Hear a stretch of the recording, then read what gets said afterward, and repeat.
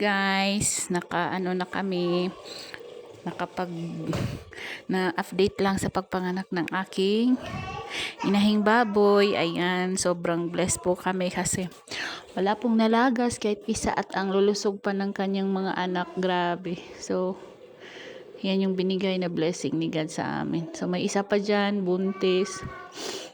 So, hope na sana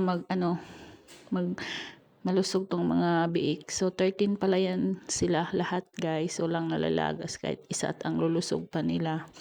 So thanks God. At ayun. Yan. Ano pa lang yan sila? Hours pa lang yan. Nanganak ng 4. Ayun. 4. Malang 2 hours. Tapos na siya nanganak.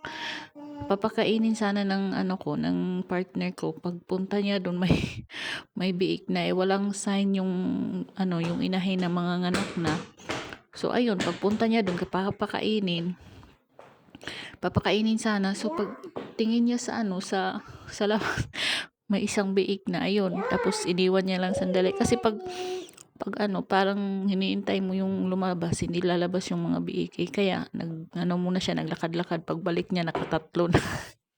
Ganyan lang pala yung tips para guys, dali manganak yung yung inahing baboy natin. Hindi natin hintayin na hintayin na na lumabas. Kusa lang siyang lalabas tapos antayin mo lang at ayan, nakakatatlo agad yung yung biik namin. Pagbalik niya, iniwan na naman niya tapos nilagay sa kulungan. Pagbalik niya may dalawa. So hindi na lang natin antayin na ganyan. So mas maganda iwan lang natin sandali. Guys, tinurukan namin ng iron. Akala namin kasi sa pa siya mga anak.